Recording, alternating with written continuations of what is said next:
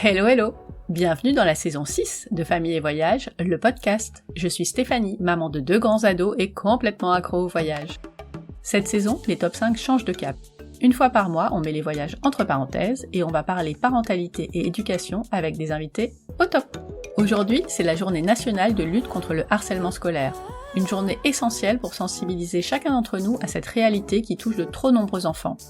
Car oui, le harcèlement scolaire a de lourdes conséquences sur le bien-être et le développement de nos enfants. Une récente étude a révélé des chiffres alarmants. Plus de 5% des écoliers du CE2 au CM2, 6% des collégiens et 4% des lycéens affirment être victimes de harcèlement. Ces statistiques sont un véritable cri d'alarme. C'est pourquoi j'ai invité aujourd'hui Emmanuelle Piquet, thérapeute spécialiste de l'école de Palo Alto et reconnue pour son expertise dans le domaine de la souffrance scolaire. Fondatrice des centres Chagrin Scolaire, elle accompagne chaque année de nombreux enfants et adolescents en difficulté. Elle est également l'autrice de nombreux ouvrages, dont le célèbre Te laisse pas faire que j'ai lu il y a quelques années. Ce livre nous rappelle les codes de la cour de récré et nous explique comment aider notre enfant à se défendre par lui-même en décrivant de nombreuses situations. Que faire si votre enfant vous annonce qu'il est harcelé ? Pourquoi vouloir intervenir et décider de tout ce qu'il faut faire sans l'accord de son enfant et tout, sauf une bonne idée ? Pourquoi les bons sentiments ne constituent pas une solution de lutte contre le harcèlement ? Autant de questions auxquelles Emmanuelle va répondre dans cet épisode. Allez, c'est parti pour le top 5 des conseils d'Emmanuelle Piquet en cas de harcèlement scolaire. Bonjour Emmanuelle. Bonjour Stéphanie. Comment allez-vous ? Ça va très bien et vous ? Fort bien, fort bien. Je vous l'ai dit quand on s'est parlé la première fois, je vous ai découverte avec un livre qui s'appelle Te laisse pas faire, que je vois derrière vous. Et cette question du harcèlement scolaire est vraiment un sujet qui me fait froid dans le dos et tout ce que j'ai pu écouter ou lire venant de vous m'a donné très envie de vous contacter pour avoir encore des conseils de votre part sur ce sujet-là. Mais avant d'aller plus loin, est-ce que vous pourriez nous rappeler ce que vous faites et qui vous êtes ? Oui, alors donc je suis Emmanuelle Piquet, je suis thérapeute, c'est mon métier en fait. Mmh. Je reçois des gens qui souffrent et qui me font l'honneur de leur confiance pour que je les aide au fond à apaiser leur souffrance. Et j'ai avec mon équipe, on est une trentaine maintenant, une spécialité en fait dans les souffrances en milieu scolaire, enfin dans l'apaisement plutôt des souffrances en milieu scolaire, et notamment en effet tout ce qui est relationnel entre pairs, PAIRS. J'ai pas mal écrit aussi sur ce sujet, pas que sur ce sujet, puisqu'en fait moi vraiment ma passion c'est un modèle de pensée qui s'appelle l'école de Palo Alto et qui est celui sur lequel je m'appuie en fait en clinique. Donc j'ai écrit également un certain nombre de livres sur ce sujet. Et puis je suis aussi une superviseuse, c'est-à-dire que j'ai la chance d'être beaucoup en supervision en fait avec pas mal de psy de tous horizons qui viennent d'un peu partout. Donc ça me donne une position un peu méta sur un certain nombre de sujets, ce qui me permet de modéliser. Voilà. Donc c'est à peu près ça. Oui, d'ailleurs, vous venez de sortir un nouveau livre, alors qui n'est pas sur le harcèlement scolaire, mais qui peut aussi intéresser, les parents que nous sommes. Est-ce que vous pouvez nous en parler un petit peu? Oui, c'est le petit dernier. Oui, donc en fait, il s'appelle Comment rater son couple à coup sûr. C'est en fait un clin d'œil à Paul Václavic, qui est un des penseurs de l'école de Palo Alto, qui avait écrit par exemple Comment réussir à échouer ou Faites vous-même votre malheur. Donc c'est vraiment cette idée-là, cette espèce de paradoxe. Et dans ce livre, en fait, j'explore, en m'appuyant sur des vignettes cliniques, j'explore en tout cas toutes les façons très créatives qu'ont les couples pour être sûr de souffrir intensément et durablement. Voilà, je pense que ça peut en intéresser certains aussi.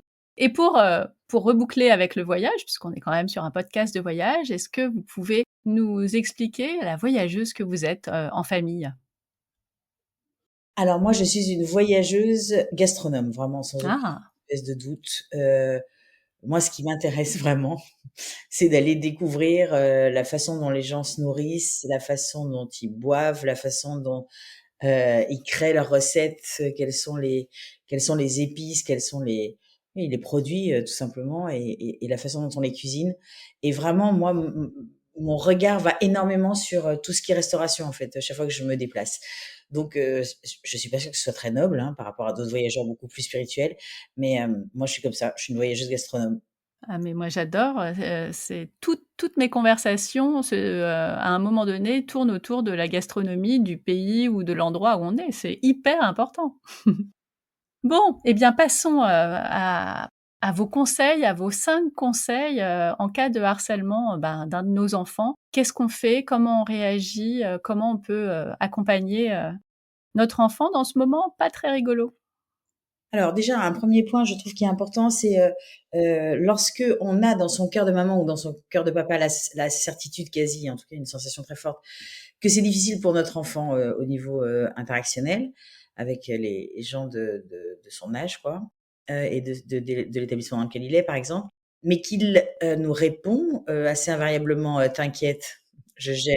Alors même qu'on sent quand même qu'il y a des changements de comportement et qui sont souvent les signaux faibles, hein, de quelque chose qui éventuellement le fait souffrir. Je crois que quelque chose de très important, c'est de pouvoir dire à son enfant, moi j'ai l'impression que c'est dur pour toi. Je comprends que tu ne m'en parles pas parce que les adultes font souvent des choses, voilà, par amour, par inquiétude, voilà, par bienveillance, font des choses souvent extrêmement improductives, voire aggravantes sur cette thématique. Donc je comprends que tu ne m'en parles pas, mais sache que si tu m'en parles, je ne ferai rien avec lequel tu ne seras pas strictement d'accord. Ça, c'est un conseil pour moi qui est vraiment le conseil, le plus important parce que, en fait, institutionnellement, même si ça change un tout petit peu, mais enfin ça reste quand même, pour moi, largement insuffisant.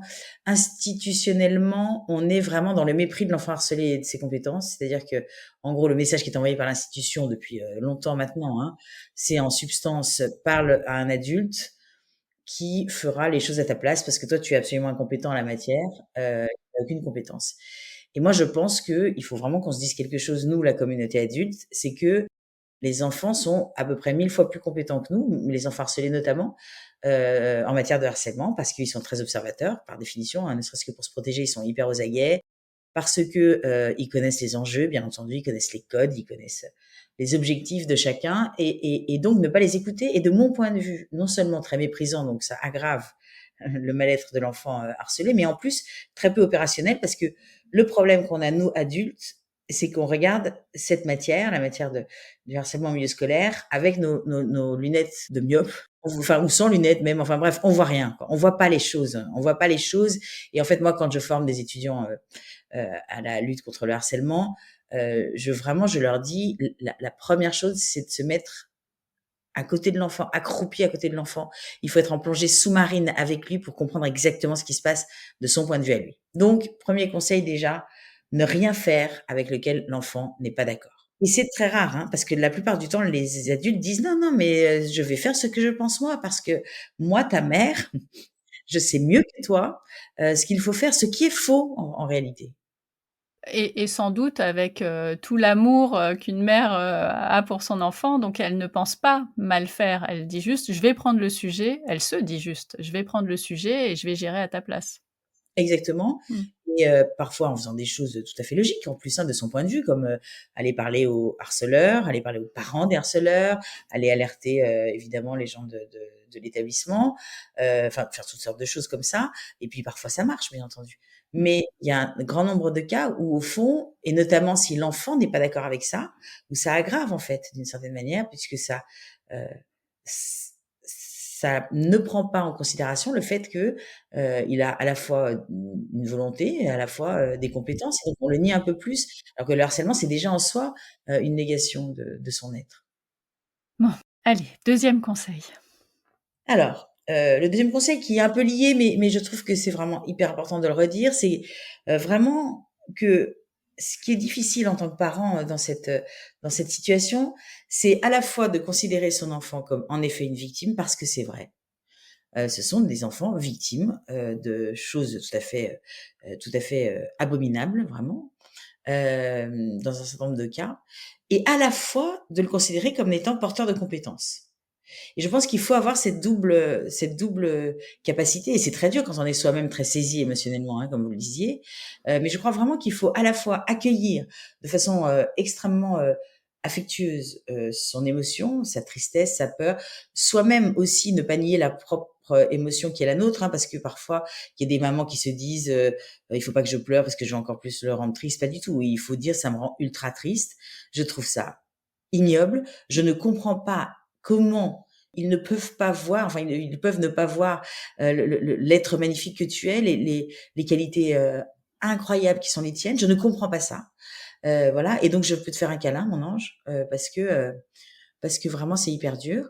Et en même temps dire, voilà, à partir de là, comment est-ce qu'on fait pour que, en effet, on réussisse à faire changer l'inconfort de côté, c'est-à-dire, et en l'occurrence la souffrance de côté, en tout cas de transformer la souffrance qui est la tienne en un inconfort du côté du harceleur, parce que c'est bien ça l'idée. Au fond, et ça c'est quelque chose de très important, c'est que le carburant du harcèlement, c'est la souffrance de l'enfant harcelé.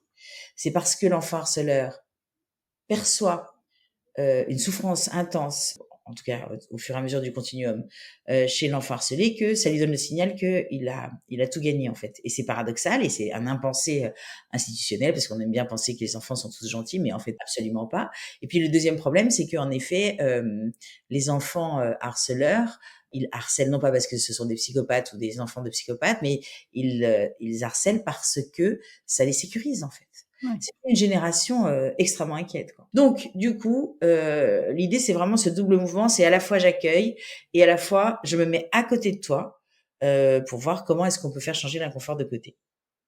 Ouais, pour, réfléchir ensemble, aux meilleures solutions et comme vous le disiez dans le premier conseil, ne surtout pas, aller à l'encontre de ce que l'enfant, lui, a envie ou se sent capable de faire. Absolument. Bien, troisième conseil alors? Troisième conseil, on en a un peu parlé juste avant, mais je pense que c'est vraiment d'avoir toujours en tête que d'une certaine manière, lorsqu'on est dans une relation, quelle qu'elle soit, donc par exemple, toutes les 2 nous avons une relation, voilà, et donc vous avez un impact sur cette relation parce que c'est comme si vous teniez le fil de notre relation par un bout. Moi, j'ai un impact sur cette relation, de la même façon. Si tout à coup quelqu'un intervient dans cette relation en disant, voilà: «Il faut que ça soit différent, cette relation elle va pas bien» et cetera, ça ne marche pas, ça n'a qu'un impact, exactement contraire à celui que veut cette troisième personne, en fait. Je crois que c'est hyper important de bien avoir en tête que on a toujours un impact sur les relations qu'on tient par un bout, mais on n'a pas d'impact sur les relations qu'ont les autres avec les autres, sauf si précisément ils nous demandent en effet de les aider, de les conseiller, mais c'est pas nous qui devons décider de comment doit être la relation. Et une des caractéristiques des parents modernes pour lesquels j'ai la plus grande désaffection, c'est que ils sont vraiment très interventionnistes dans les relations de leurs enfants, en fait. Ça devient un peu une matière supplémentaire, hein, comme l'histoire géo ou les maths. C'est-à-dire qu'il y a vraiment un truc qui est observé très guetté de la part des parents, qui est: est-ce que mon enfant a les bonnes compétences sociales? Et du coup, ça fait des parents qui très vite se mettent un peu dans cette relation qui est pas la leur, qui est celle de leur enfant avec les autres. Et de mon point de vue, sans le vouloir, en voulant exactement l'inverse, ce sont des parents très affectueux, comme on le disait, vont créer des nœuds en fait dans ces relations-là. Donc ça, je pense que c'est une métaphore, enfin c'est un conseil sous forme de métaphore qui peut être extrêmement intéressant, notamment pour les mamans, parce que le fait d'aller intervenir dans des relations qui sont pas les nôtres, c'est très genré. Je suis désolée de le dire, mon côté féministe est très embêté de dire ça, mais c'est une réalité. Les mamans, les femmes vont beaucoup dans des relations sur lesquelles on ne leur demande pas d'intervenir pour mettre leur grain de sel, on ne sait pas pourquoi, et ce faisant, de mon point de vue, elles aggravent les situations. Oui, ça va sans doute aussi, avec ce qu'on disait au tout début, on s'intéresse, aux relations de nos enfants, on veut que ça se passe bien, on veut qu'il ait des amis et mais c'est pas à nous de faire ça, en fait. C'est pas notre rôle. Non, ça dépend pas de nous malheureusement. On aimerait bien que ça dépende de nous, mais malheureusement, ça ne dépend pas de nous. Pas toujours facile, mais d'ailleurs, je fais une toute petite parenthèse, sans être harcelé, on peut considérer, à tort ou à raison, que, certaines relations ne sont pas bonnes à avoir ou à développer. Là non plus, on n'intervient pas? Ça, c'est vraiment la spécialité des mamans, Mais oui, je sais. avec cette idée que, son enfant est dans une relation toxique, hein, vraiment c'est ça l'idée, tout souvent que j'entends en cabinet. C'est exactement la même chose, c'est-à-dire que et d'ailleurs, même à un âge vraiment très, très petit, hein, des 4-5 ans où déjà des mamans s'inquiètent, ce qui est fascinant. Je veux dire, Ah oui, quand même. Ah oui, oui, de 4 ans est toxique, c'est très étonnant. Mais vraiment, elles le ressentent comme ça, hein, c'est pas du tout une construction, c'est vraiment, émotionnel. Et je leur fais constater et elles le sentent bien que en fait, précisément même à cet âge-là, plus elles interviennent en disant: «Je pense que ce serait mieux que tu ne sois pas avec Violette», plus il y a une espèce de syndrome Roméo et Juliette qui se crée en fait entre cette personne toxique et leur enfant. Et donc ça crée vraiment un malaise très fort chez la maman parce qu'à la fois, elle voit son enfant, arriver en étant ultra triste parce que maltraité par, la personne toxique de 4 ans et demi et à la fois, la voyant ne pas être capable de sortir de cette relation et au fond, moi, je leur dis souvent, je leur dis: «C'est étonnant cette capacité qu'on a à expliquer aux enfants ce qu'est une relation saine, une relation, authentique, une relation positive». Alors même que, pardon, mais dans plein de thérapies de couple, il y a en effet des gens qui se contentent de relations très ambivalentes où parfois, on est malheureux et puis parfois on est heureux et puis voilà et au fond, c'est à chacun d'en décider. Même à 4 ans, je suis désolée. Pas parce que c'est une règle, mais parce que ça marche pas de faire autrement, tout simplement. Mmh. Fermeture de la parenthèse. Allez, on passe au quatrième conseil. Alors, le quatrième conseil, c'est, vraiment de ne pas croire que, les bons sentiments constituent une solution, de lutte contre le harcèlement. Alors ça, c'est difficile, vraiment, à appréhender, mais je vous raconte une histoire pour être le plus clair possible. Donc, je reçois un petit garçon qui s'appelle Ernest, qui est en CM1 et Ernest me dit: «Voilà, j'en ai marre parce que dans ma classe, il y a un garçon qui s'appelle César et il veut pas que je joue, en fait». Donc c'est-à-dire que chaque fois que je vais demander l'autorisation à jouer, donc je dis: «César, est-ce que je peux jouer?» Il dit: «Non, c'est non, tu peux pas jouer». Bon, donc il me dit: «Donc c'est horrible parce que du coup, je passe toutes mes récrés tout seul», ce qui est quand même pas une vie pour un enfant de cet âge-là. Et donc, je lui demande ce qu'il a fait puisque moi voilà, comme je vous le disais, j'ai besoin de comprendre ce qu'il a déjà mis en place. Surtout parce que souvent, je vais lui faire l'inverse de ce qu'il a fait. Donc, il me dit que il en a pas parlé à sa maman parce qu'elle a déjà trop de soucis comme ça. C'est vraiment une phrase qui revient souvent, ça, chez les enfants de cette génération. Mais qu'il en a parlé à sa maîtresse qu'il adore et la maîtresse lui a dit: «Écoute, Ernest, ça tombe ultra bien parce que on a été choisi dans notre école pour mettre en place un dispositif, voilà, de l'éducation nationale. Il y a un monsieur très, très important qui va venir l'inaugurer la semaine prochaine et ce dispositif, donc qui présente le grand intérêt d'être très peu coûteux puisque c'est un banc, en fait, donc un banc en bois la plupart du temps, qui va donc être peint par les CM2, soit avec des fleurettes, des pâquerettes, des coccinelles et des aqualicornes. Donc très joli, très multicolore, et cetera. On va écrire dessus banc de l'amitié. Et donc, comme le monsieur l'indique à toute l'école, il dit voilà, si vous n'avez pas d'amis, si vous faites partie de ces enfants qui n'ont pas d'amis, qui sont tout seuls, avec qui personne ne veut jamais jouer, alors vous vous asseyez sur ce banc et comme ça, tout le monde le saura et ainsi, les copains viendront jouer avec vous. Mmh. J'ai un petit doute quand même.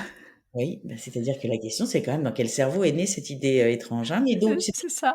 il est parfaitement validé et c'est là que je vous dis qu'on a un regard myope, en fait. C'est-à-dire que mais un regard, encore une fois, empli de bienveillance et de parce que je vois bien le la bienveillance qu'il y a derrière cette idée, hein. Mmh mh. Je trouve qu'Ernest, qui fait vraiment qui a une grande confiance dans sa maîtresse, va s'asseoir sur ce banc pendant la récré et il me dit: «Bah, je me suis assis 5 fois de suite sur le banc, à 5 récrés successives et en fait, jamais personne n'est venu».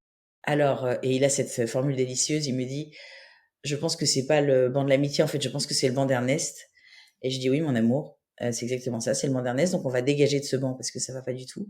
Alors et donc premièrement, tu vas, d'abord bien intégrer quelque chose d'hyper important, c'est qu'en fait, la cour d'école, c'est une démocratie, c'est pas un système, autoritaire, c'est pas une dictature et donc ça veut dire que tu n'as aucune autorisation à demander à personne de ton âge, en fait. Voilà, ça c'est clair et net. Ça veut donc dire que dès cet après-midi, je te propose de rentrer dans le jeu, en fait, sans demander à quiconque et certainement pas à César. Donc évidemment, César va te dire: «Non mais Ernest, qu'est-ce que tu fais?» Et là, je t'invite à le regarder droit dans les yeux et à dire assez fortement pour que tout le monde entende: «C'est parce que tu t'appelles César que tu t'es pris pour un empereur?» Alors, présente l'inconvénient de ne fonctionner que si l'autre enfant s'appelle César, mais ça marche aussi avec Vladimir, je me suis dit. Enfin bref, ça marche avec d'autres prénoms. Et c'est ça qui est super intéressant, c'est que Ernest est vraiment extrêmement satisfait de savoir quoi répondre, hein, de savoir comment faire changer en effet l'inconfort de côté. Donc il est très excité et donc je demande à sa maman de l'entraîner comme je demande à tous les parents. Et puis 15 jours plus tard, j'ouvre la porte de ma salle d'attente et là, moi très souvent, ça c'est un des plus beaux moments dans ma vie professionnelle, c'est que je les vois totalement, déployés en fait, transfigurés, enfin je sais pas comment dire. Je veux dire, je ne les reconnaîtrais pas dans la rue et là, Ernest, je sens un truc mitigé donc j'ai pas mon intuition n'est pas exactement, très positive. Bon, donc je fais venir dans mon cabinet, je lui dis: «Ça va Ernest?» Il me dit: «Bof», il est pas très content. Je dis: «Qu'est-ce qu'il y a Ernest?» Il me dit: «Bah, j'ai pas pu le dire». Et je lui dis: «Mais qu'est-ce qui fait que tu as pas pu le dire?» Ernest, qu'est-ce qui s'est passé? Il me dit: «Ben, il m'a laissé jouer». Alors je lui dis: «Ah mince, alors du coup tu pas pu?» Il me dit: «Bah non, j'ai pas pu, pourtant je m'étais super entraînée avec maman, franchement c'est abusé et tout ça». Je lui dis: «Ouais, non, c'est pas chouette». Et il me dit: «Non, je ne te félicite pas». Je lui dis: «Mais je suis vraiment désolée Ernest».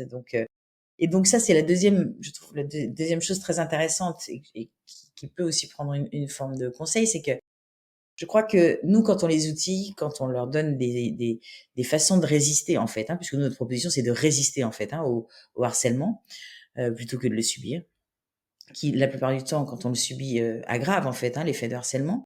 Eh bien, au fond, la stratégie, c'est que la cerise sur le gâteau. Nous, ce qu'on sait obtenir en fait, c'est un changement de posture chez eux. C'est-à-dire que ils acquièrent une posture tellement différente que, l'enfant harceleur se dit, «Je vais pas y aller cette fois-ci parce que c'est trop dangereux pour moi en fait», en termes de popularité, hein, en termes de Mmh. puissance. Donc voilà, je trouve que l'histoire d'Ernest, elle est vraiment très éloquente de cette idée que c'est pas avec des bons sentiments qu'on génère ce genre de changement. Je pense que c'est vraiment en analysant les interactions et en outillant celui qui souffre. Ça me fait sourire évidemment parce que j'imagine trop Ernest qui est accueilli donc dans ce jeu sans autre, forme de quoi que ce soit d'ailleurs et qui se dit: «Mais bah, non en fait, je me suis entraîné, pourquoi je peux pas le dire?» et je le sentais hyper préparé et ouais, beh, c'est la meilleure chose qui pouvait se passer effectivement. Ah, c'est chouette. Eh ben, on arrive au cinquième déjà? Oui, alors le cinquième, en fait, c'est simplement se rappeler, en fait, le paradoxe de la prise en charge, quoi. C'est-à-dire, bien avoir toujours en tête que lorsque on prend en charge les relations de notre enfant, puisque c'est ça dont on parlait tout à l'heure, donc c'est-à-dire quand on se met un peu en mode garde du corps, ce qu'on a envie de faire, hein, clairement tous. Mais quand on se met en mode garde du corps entre lui et les autres, en intervenant à sa place, en faisant intervenir d'autres adultes à sa place, voilà, en le faisant éviter, enfin vraiment, quand on essaye de mettre un édredon entre lui et cette relation dysfonctionnelle, c'est une relation gravement dysfonctionnelle, eh bien, on lui envoie 2 messages implicites. Le premier message qu'on lui envoie, c'est: «Je t'aime, mon amour, et donc je serai toujours là pour te protéger». Donc c'est un message tout à fait positif, évidemment. Et le deuxième message, c'est: «Tu n'es pas capable, en fait, de gérer ce type d'interaction». Et là où c'est paradoxal et à mon avis, tout à fait aggravant, c'est que ça vient un peu plus creuser le peu d'estime qu'ils ont en eux sur ce sujet justement des compétences sociales, puisque la personne la plus importante pour eux au monde leur dit ça en substance, même si c'est implicite. Leur dit: «Tu n'es pas capable, la preuve je suis là, si tu étais capable je serais pas là, mais tu n'es pas capable». Et ce que je crois, c'est que les enfants, les écoliers, les collégiens, les lycéens, ce qu'ils viennent apprendre comme matière, voilà, dans les établissements, c'est pas uniquement l'histoire géo ou le latin, c'est aussi la relation. Et que nous, communauté adulte, notre devoir, c'est vraiment de les aider à savoir gérer ces comportements problématiques. Parce que et c'est pas parce qu'à la dernière sonnerie du lycée retentit que les comportements problématiques s'arrêtent. Tout le monde sait que dans l'entreprise, il y a des choses tout à fait dysfonctionnelles, dans le couple aussi, parfois même dans des groupes sociaux, amicaux, il y a des choses très dysfonctionnelles. Et je crois que, c'est vraiment important d'apprendre, à savoir gérer ça parce que parfois, en effet, il faut fuir, c'est sûr et certain, il n'y a pas de doute. Mais parfois, on peut aussi faire changer la relation, dysfonctionnelle en une relation, plus fonctionnelle, en tout cas beaucoup plus équilibrée. Et ce faisant d'ailleurs, je pense qu'on fait faire un apprentissage également à l'enfant harceleur que, en effet, une victime, ça peut résister. Et ça, c'est un apprentissage très important. Donc, c'est très systémique pour moi comme, apprentissage. On n'est pas que sur quelque chose d'individuel, on est sur quelque chose de très collectif, en fait, en termes d'apprentissage. Est-ce que dans votre cabinet, vous avez aussi des enfants harceleurs, qui viennent vous voir? En tout cas, enfin les parents qui viennent vous consulter parce qu'ils ont constaté que, leur enfant avait, cette tendance-là? Excellente question. Zéro. Intéressant. Mais c'est hyper intéressant. Je trouve ça passionnant parce que j'aimerais bien m'en avoir 1 ou 2 pour un peu discuter de tout ça. Mais oui. En fait, ce qui se passe, et je crois que ça aussi c'est un impensé parce que c'est, pas très agréable à entendre, mais je crois que les parents d'enfants harceleurs, alors à leur décharge, très clairement, la grande majorité ne sait absolument pas ce qui, évidemment, ils ne s'en vantent pas, on est bien d'accord. Mais quand ils sont un peu, alertés par les parents de l'enfant harcelé, par exemple, ou voilà, ou même par l'établissement, on sent quand même quelque chose de très, de très, comment dire? Négatif, au sens où ils disent: «Non, mais pas du tout», ou soit ils disent: «Bon, mais ça va, c'est énervé pour des choses, des gamineries», enfin. Et je pense qu'à l'intérieur d'eux-mêmes, il y a quelque chose un peu qui est de l'ordre de, au moins le mien, il sera pas embêté. Parce que c'est quand même ça qui fait le plus souffrir, hein. Ça fait beaucoup plus souffrir, pardon, d'avoir un enfant harcelé que d'avoir un enfant harceleur. La preuve, hein, les parents ne viennent pas ou voilà. Et puis par ailleurs, les enfants harceleurs, clairement, si on leur demande de venir, ils disent non. Enfin, je veux dire, enfin, pour le dire autrement, Stéphanie, je pense que j'ai eu des enfants harceleurs en consultation, mais ils venaient pas pour ça. Ouais. Jamais j'ai eu un enfant qui m'a dit, voilà, je viens te voir parce que c'est horrible, parce que je harcèle les autres et je voudrais que tu m'aides parce que ça me fait beaucoup souffrir. Non, parce qu'encore une fois, au moment où il harcèle, l'enfant harceleur éprouve du plaisir. Ouais. Ce serait bien effectivement que certains parents, fassent cette démarche-là pour aider cet enfant qui, certes, éprouve sans doute du plaisir quand il harcèle, mais il est pas heureux foncièrement. Oh si, moi je crois que ça Ah c'est oui? une idée reçue, oui, tout à fait à combattre. Je pense qu'ils sont plutôt plus heureux que la moyenne. Oui, mais c'est-à-dire parce que c'est un plaisir immoral, bien entendu, donc ça nous dérange.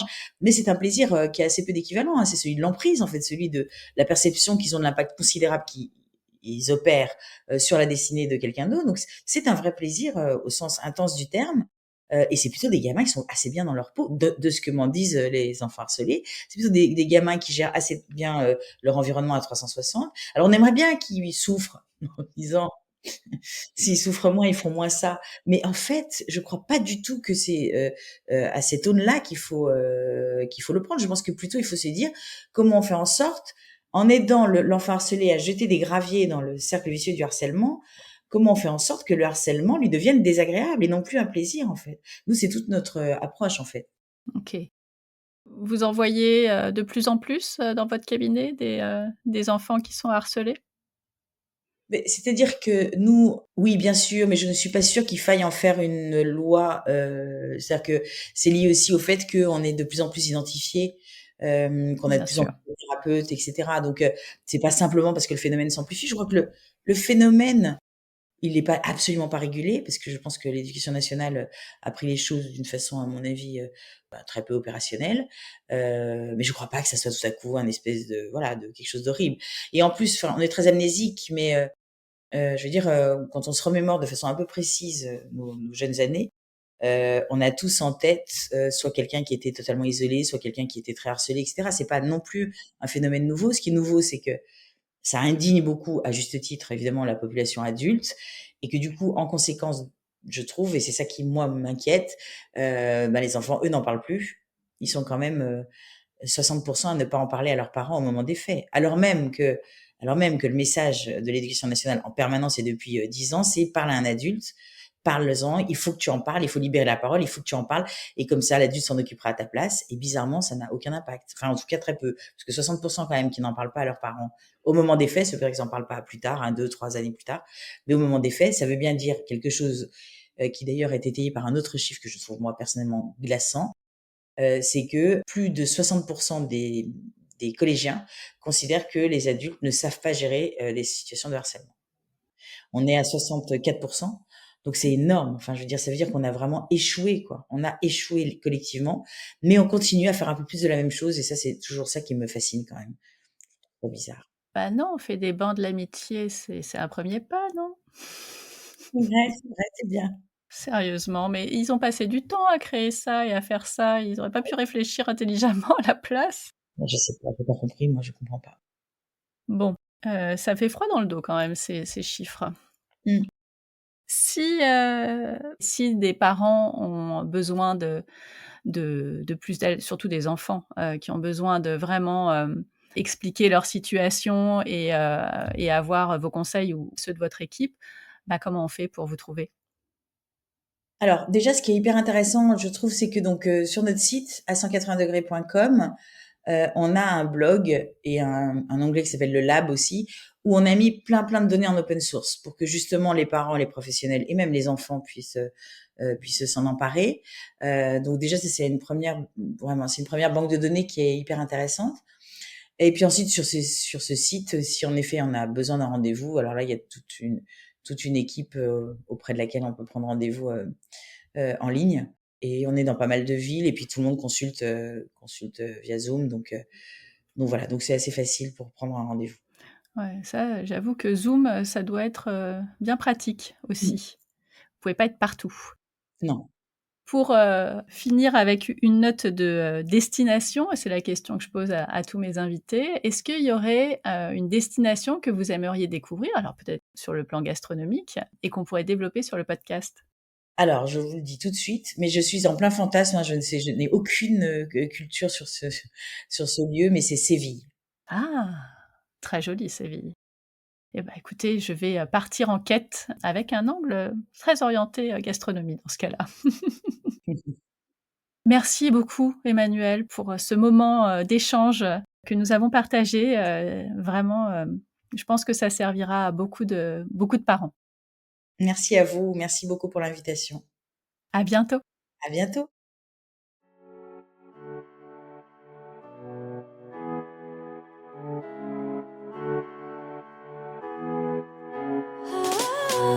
Voilà, c'est tout pour aujourd'hui. Merci d'avoir écouté jusqu'au bout.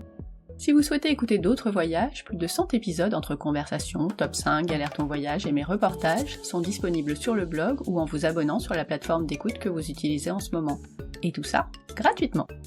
N'hésitez pas à le partager à d'autres parents en quête d'inspiration pour leurs prochaines vacances et à ceux qui pensent que voyager avec des enfants, c'est trop compliqué. Si l'épisode vous a plu, dites-le moi sur Apple Podcast, Spotify ou encore sur Instagram en me taguant à famillevoyage_blog. C'est aussi le bon endroit si vous voulez partager un voyage ou me demander un carnet de voyage sur une nouvelle destination. À bientôt pour le prochain épisode. D'ici là, prenez soin de vous, inspirez-vous et créez-vous de chouettes souvenirs en famille.